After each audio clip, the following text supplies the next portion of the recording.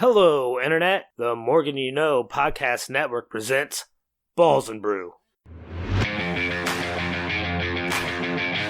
Welcome to another edition of the flagship sports podcast here on the Morgan You Know podcasting network. I am your affable host. My name is Rod Morgan. Joining me are my guys, my fellas that I like to talk sports with, much the same way you talk sports, perhaps when you're sitting around the bar having a few brews. That's why we call this Balls and Brew. Joining me all the way from North Carolina, thanks to the wonders of the internet, it is Chris King. Chris, hello. Thank you. Always glad to be here, and this lovely interweb really helps us knock this stuff out of the park. It certainly does. It'd be a lot different if we had to use old rotary phones and cassette tapes to get this podcast done. I'm not entirely sure what that would be like for our super producer, Jimmy James Jamriska. Jimmy, hello. I am old enough where in college I did have to do reel to reel and cut things up, so that's great. But hey, it's after the All-Star break. Let's go.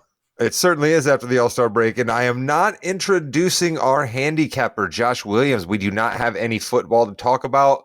No matter how hard Mr. Williams was attempting to try to send in text messages to all of our group and how he was trying to talk it up last week, we are not going to be talking about the USFL and the XFL here on this podcast. We will be focusing in on the National Basketball Association. We're going to do some college basketball for you coming up here in a couple of weeks when the tournament gets underway. We're probably going to bring back our resident pro golfer. That's right, pro golfer, Matt Roberts. I don't know if he's still pro anymore. I guess we can ask him about that when he comes Hey, he around, got a hole-in-one like 2 days ago. So That's right. So he was pro at one time, but he's going to come on and talk about the Masters with us. Those are things you got to look forward here on this Balls and Brew before football comes back. But I guess, Jimmy, since there's no Williams, that means it's time for me to throw it to you for the fast break.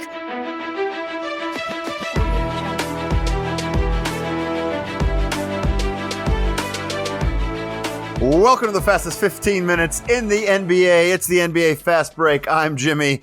We just did these intros. Rod and Chris are here. We have to start, as always, with our Kings. Now, the Kings are still 5-5 in their last 10 because, well, they haven't played since our last podcast recording. Doesn't it feel like we say that almost every time, Jimmy? Doesn't it feel like you're giving the Kings a 500 record every time we start this segment? Well, and it's something that we like, though. It's the Kings. That's amazing for them. But, guys, I'm a little nervous. The Clippers made a couple moves. The Suns, I think the Suns made a move. Yeah. The Mavericks might have made a move. The Pelicans actually made a move. The Timberwolves made a move. I think the Warriors got somebody. The next 6 teams after the Kings made moves, the Kings made a couple small things. I'm worried that they haven't done enough, and this third place Kings is going to drop down to maybe play in time. Rod, talk me off the ledge. Listen, I'm on the ledge so much, Jimmy, that you saying play-in time, like that makes me step back a little bit. I was worried that we might even fall out of play-in range because we might get to it on this podcast, but the West, I don't think people understand how bunched up the West actually is, right? Like I think they hear people say it and they hear it thrown out, but I don't think people realize how close places like 3 through 13, basically, well, not really 3, maybe 4, 5, and all the way down to 13 are so close in the West that the Kings could fall way back out of there. And the next thing you know, they're in the play-in game playing the Warriors. That's not necessarily where you want to be if you're the Sacramento Kings after not making the playoffs for all these many years. And hello, your opponent in a one-game winner-take-all is the Golden State Warriors. That is some terrifying stuff, Chris. Are you as scared as Jimmy and I are? Well, you're not wrong about the West, Rod, because if you go from the Kings down to the Lakers, there's only 6 games separating those, and the Lakers sit at number 13. That's 6 games. That is not a lot. But you got to understand there's only, 22, 23 games left in this season. Realistically, we need to be just above 500 in these last 21, 22 games for the Kings. And if we can get 10 to 11, I think that keeps us out of the play-in game, no matter how many of those teams made moves to get better. I don't see Portland improving. I don't see Utah necessarily improving so really you got to worry about teams like the Pelicans, which I'm not scared of right now. The Timberwolves, the Warriors, I expect them to be up into the 6-7 range. The Mavericks were awfully close to being an adjuster. They need to step it up as well. So you got some teams that are below them. I'm not necessarily scared about them moving up, Rod. Yeah, I'm a little worried about Keegan Murray, rookie. What happens with rookies in the second half? They go down a little bit more, and they've really been counting on him to do a lot. So I'm a little worried about the Kings moving forward. But something. Oh no, Rod's angry again. It's the Rodemnation of the week. We have to do something about this situation. The momentum is dying. I don't understand no more distractions, but I do believe we should all follow one path in life. Hubris and ego and pride. Sorry, all that was a complete lie. So, we just had the NBA All-Star Game. It's supposed to be a celebration. What could I possibly have to be angry about? Well, guess what? I have an anger, a beef with the entire NBA player universe. Well, maybe not the entire NBA player universe. The players that made it to Salt Lake City, either by an injury replacement or being voted in through the process, should all be ashamed of themselves. They should be absolutely ashamed of themselves for that exhibition in physical gymnastics that they tried to pass off as a basketball game, the All-Star Game, which unfortunately is one of the most viewed NBA regular season events other than Christmas Day before the playoffs come around. And the players just decided to step all over it, kick mud on it, throw dirt on it, not care about it, all of the above. And I understand. I do. I'm an old enough man now to get it. Players don't want to get hurt. What do they care about the All-Star Game? They make so much money. They have their brands, all of the above. But somebody somewhere should be in charge of the stewardship of the league. And if you continue to have scenarios where your current players say to your current fans, regular season games don't matter and the All-Star Game doesn't matter, your fans are going to start showing you that they don't matter. And I'm not sure that the NBA really wants that outcome. And it shouldn't be up to the players, but somebody's got to do something. And it's tough, too, because it had a good start to the weekend with that dunk contest. That dunk contest was really fun. I think the main thing was that Mac McClung, he actually made his dunks on the first. I think he might have missed one of his first ones, but he made the dunks, and they were cool, and you really hadn't seen many of them. But again, it was a guy who had played, 4 NBA games, Chris? Not exactly what we want for All-Star Weekend. So I'll say I have a few suggestions for the NBA to improve the All-Star Weekend. Adam Silver, take notes, please.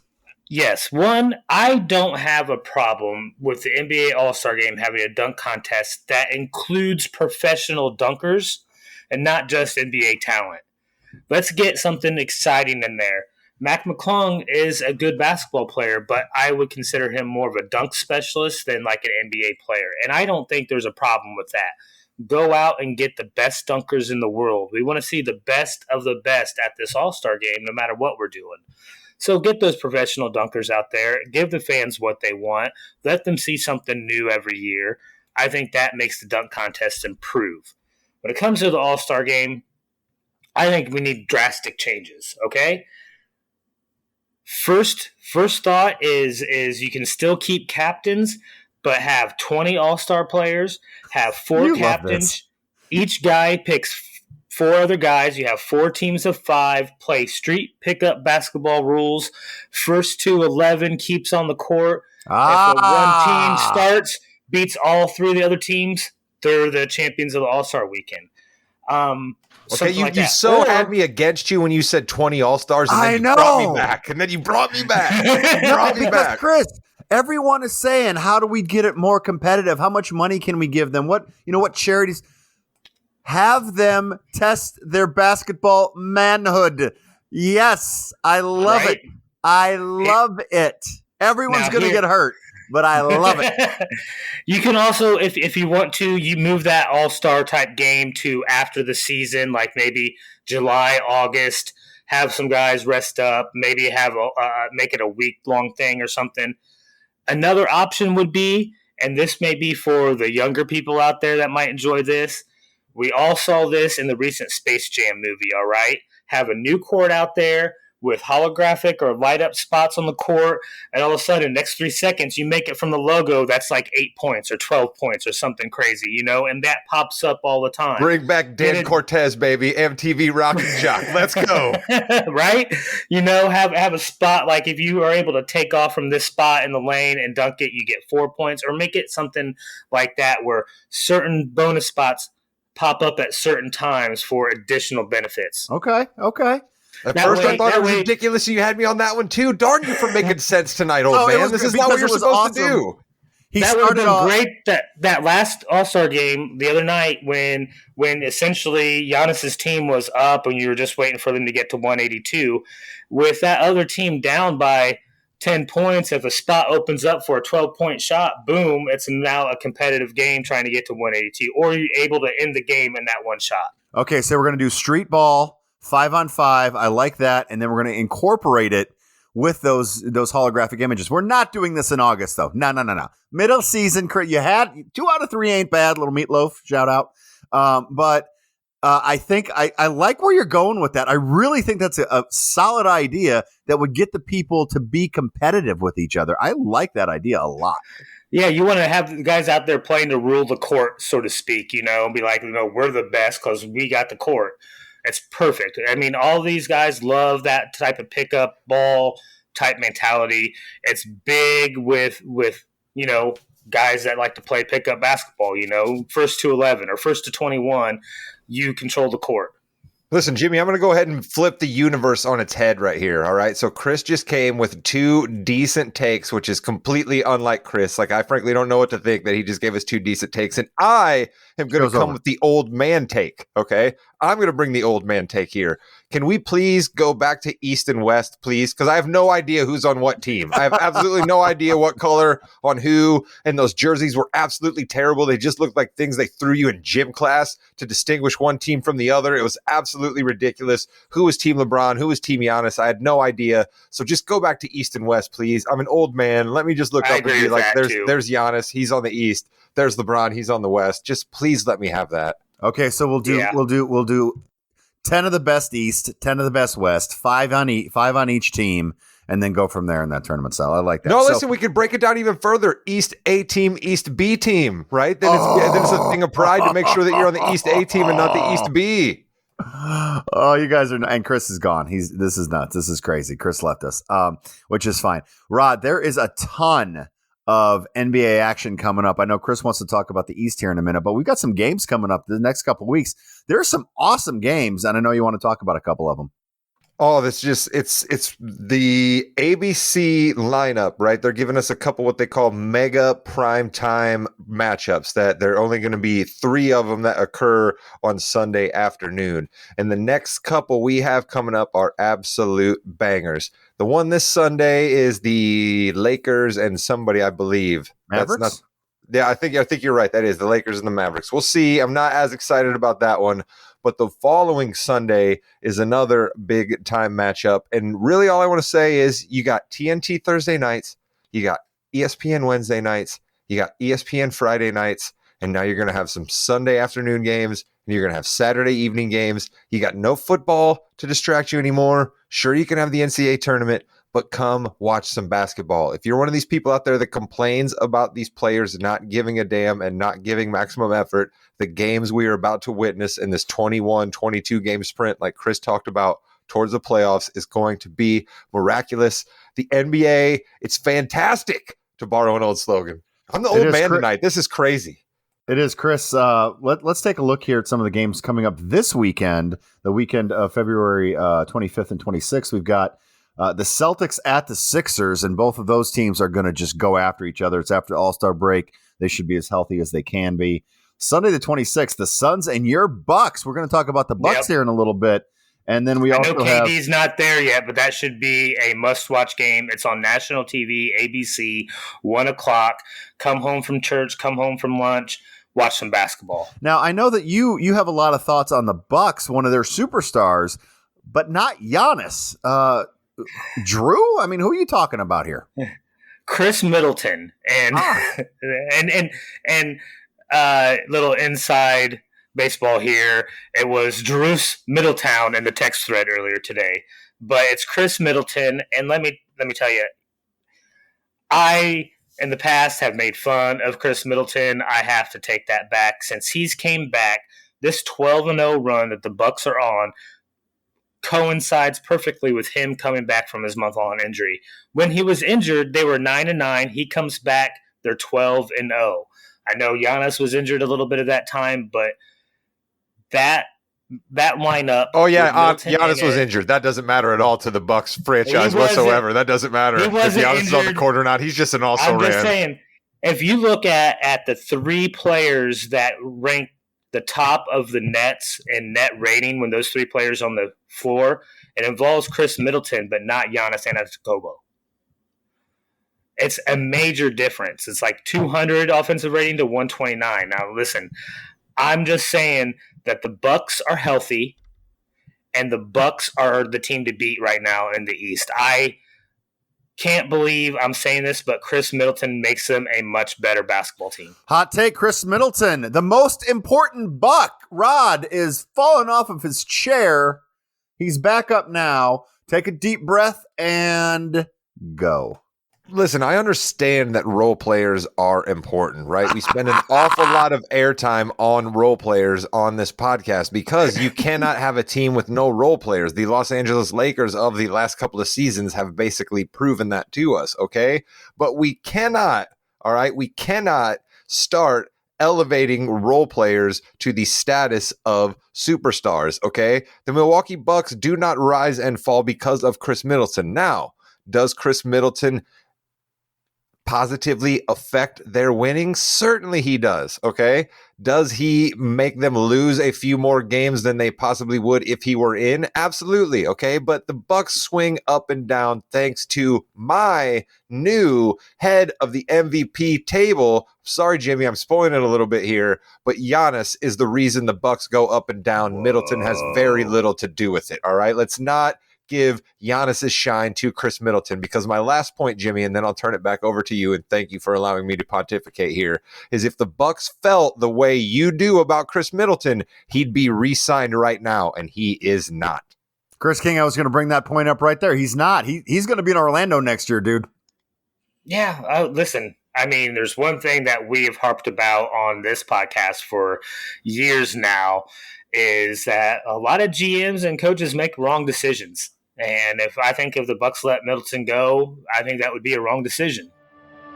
I take my rightful place at the head of the table. Believe that.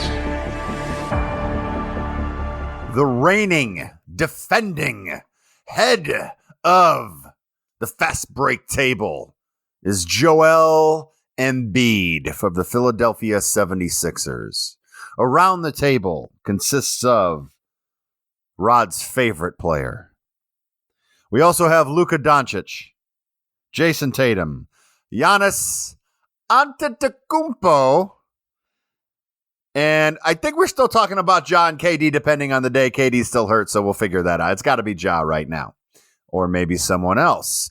Chris King, you heard Rod. I don't think you're going to have... Is Chris Middleton at the table now, bud?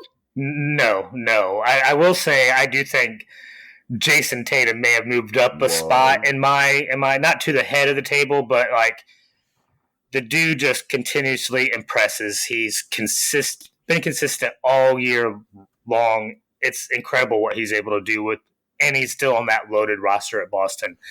But I still think, listen, you can't deny what Giannis is doing. You can't deny what Joel Embiid is doing, and I know Rod hates this, but you can't deny what the Joker's doing either. Those three are the creme de la creme right now. They're the three best players, and I'm still rooting for Embiid because that's who my prediction was at the beginning of the year. Okay, so you got a little stake in this with the Embiid. I agree with you on your Tatum take. I think Tatum is just Mr. Consistency all over the place, but the domination that Embiid is doing right now is huge, and we got to worry about Giannis. He's going to be out for just a little bit with that injury, Rod. Embiid right now is the reigning, defending. You really think Giannis should take him over, huh? I do, because I think the Bucks are going to be the best team, and I think that what we're going to see is we're almost going to be in a somewhat statistical photo finish tie, if you will, between Embiid, Giannis, and Joker, right? And then here's where I get to pat myself on the back. That's where I think my consistent take all year long is going to come into play. I think there's going to be a lot of people that are going to say to them in the quiet of their office when they open their laptop and finally make their MVP votes, they're going to say to themselves, man, if it's tied, am I really going to let this guy win 3 straight MVPs? That's where I think it's going to come back, that I'm going to end up being right. And you people that listen to this podcast should know by now, I'm never going to steer you wrong. Stick with me on NBA and you're going to be just fine. I was gonna say, so I definitely get not wanting to give Joker 3 in a row. If you give one to Giannis, that's 3 for Giannis too. Do you think they are more likely to give it to someone who has never won it before they give it to somebody who's already won it a couple times? Well, I think Giannis already has a championship, though.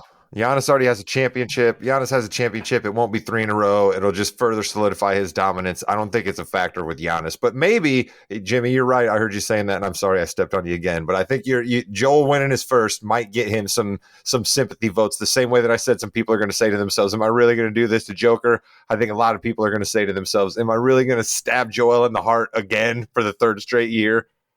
Well, I will not, and as the tiebreaker, I'm going to give it to Embiid with Giannis a close second, even though we don't rank our MVP table. No one else coming on the table there, so I think we're good right now. Last week, you heard the Kings were the Bucks, which is kind of weird because we have a king. Sorry about that. The Queen were the Celtics.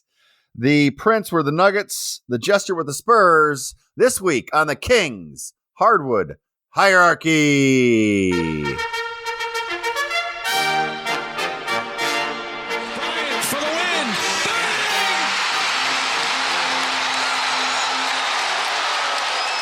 Yeah, the throne room hasn't changed. Tonight was the first night of games since then, so it hasn't changed. I mean, the Bucks are still on that winning streak. I think they play tomorrow night. Boston won again tonight, and an overtime win against the Pacers. And Nuggets are still tops of the West by a wide margin. So those are your 3. We do have a new Jester, and we talked about last week how we were going to start on playoff contending type teams. And this is a team that I had predicted would be in the playoffs in the East, and I am essentially eliminating them right now. It's a team that has legitimate stars and well-rounded NBA players on their roster, but they can't seem to either stay healthy at the same time or work as a cohesive unit. It's a team that continues not to do enough before the trade deadline to improve their team. It's been 2 years in a row now, and the only addition they've really made is Pat Beverly. It's the Chicago Bulls. Whoa. Ouch. King of the play-in game, Pat Beverly. Hello. Welcome to the play-in, Chicago Bulls. Pat Beverly's new NBA destiny is to travel from city to city, taking teams to the play-in game, winning one, and dancing on the table as if they should hang a banner. Congratulations, Chicago, on the gaining of Pat Bev to your roster.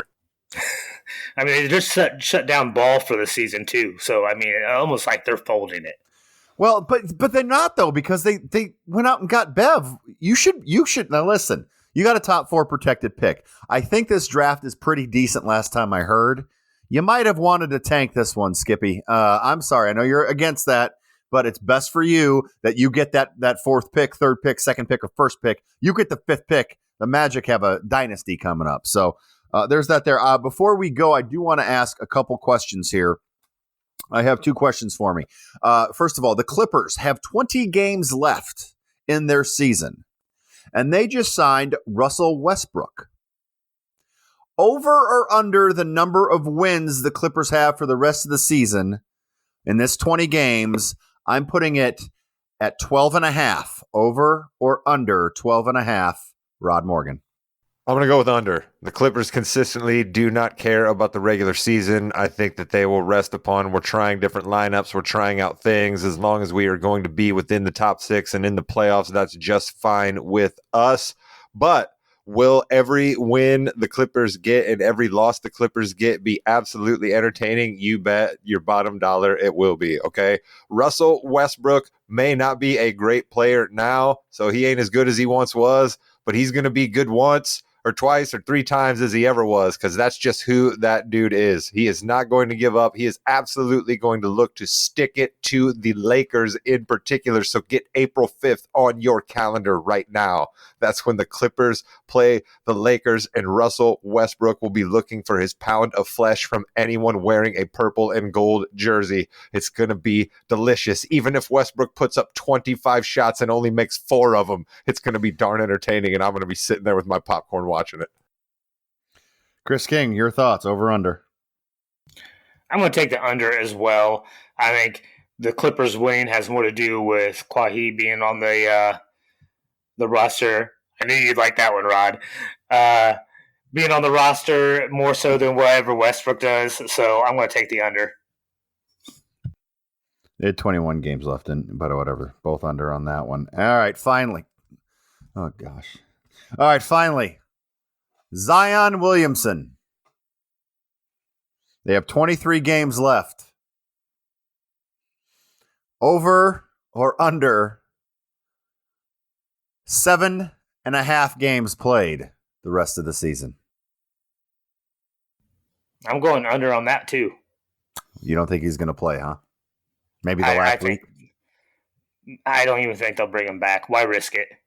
This season's lost now anyway. I mean, they're in 7th, so it's not lost completely, according to you, because you have to win. You cannot tank ever. Remember that. Rod, 7.5 for Zion.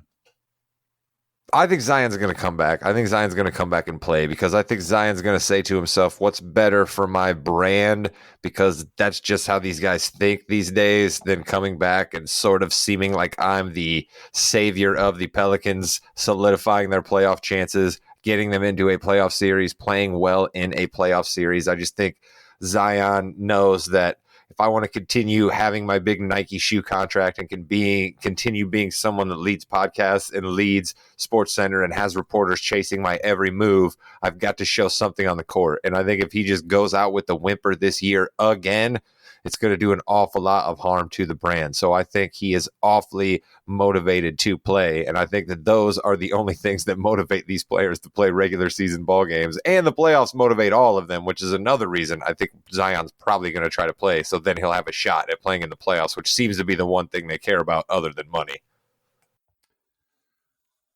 And that is going to do it for this edition of The Fast Break.